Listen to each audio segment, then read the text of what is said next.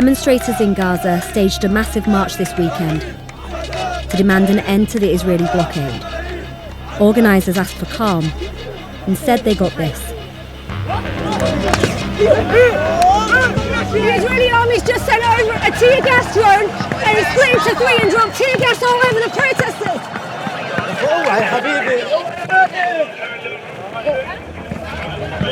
Hamas, the militant group that controls Gaza, has been hoping to keep a lid on violence so negotiations to end Israel's blockade could stay on track.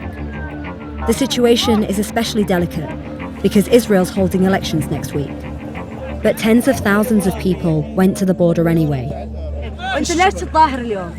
حتى يعني نطالب بحقوقنا ونطالب بأراضينا المحتلة، حتى فكوا الحصار عن قطاع غزة، وحتى يعني فكوا الحصار عن قطاع غزة. والله احنا نأمل من الله انه اللي سويناه ما يضيعش، رفعوا معاناة الشعب. ضايع الأمور زي ما هي. 250 أولاد ماتوا في هذول المظاهرات، صح؟ صحيح. 270. ايش حصلتوا من هذا الموت؟ والله ما حصلنا شغلة واحدة اللي هي عزة النفس، وحصلنا شموخ في نفوس الرجال.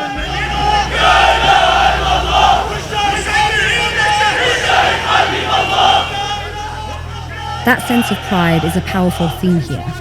On Saturday, an Israeli bullet killed a 17-year-old protester called Tamer Abul Khair, but his grieving mother says she has no regrets.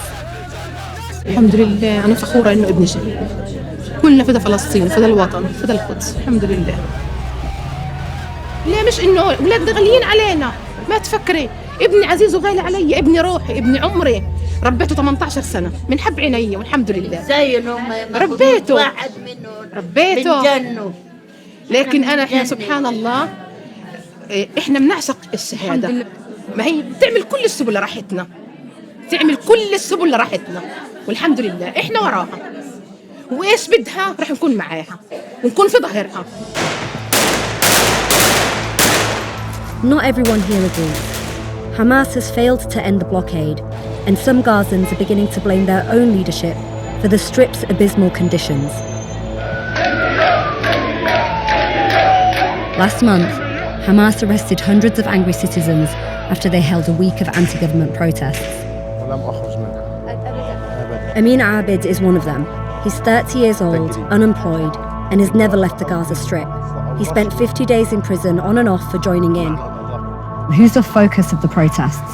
طبعاً إسرائيل لا نعفيها من حصار قطاع غزة، لكن إحنا بنطالب أو بنركز في مطالبنا على الحاكم الفعلي لقطاع غزة اللي هي حكومة حركة حماس. Can you explain to me about your experience at the most recent protest? What happened to you when you were there?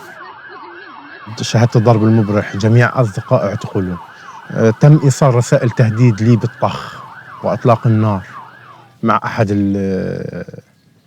أحد المعتقلين. Are you afraid that they'll come back for you or your family? صحيح، أتوقع ذلك. أنا لم أعد إلى بيتي للآن، أنا بأمشي في الشارع بتلفت وراي ما بعرفش أمشي. But you're still talking to us. وسأستمر في الحديث إلى ما لا نهاية.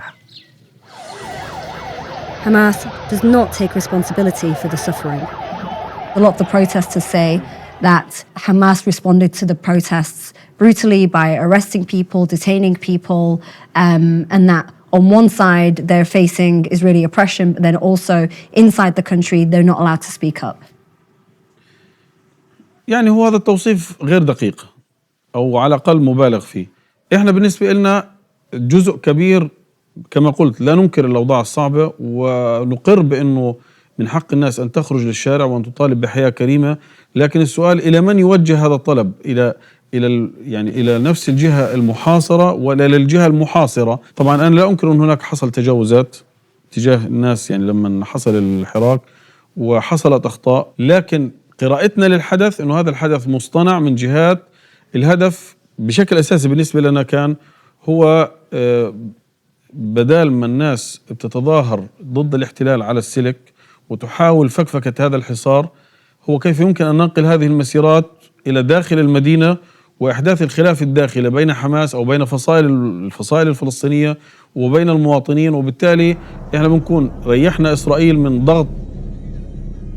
Hamas is keen to keep that pressure up. Recently, there has been progress in the negotiations, but those concessions aren't enough to placate young Gazans determined to end the occupation.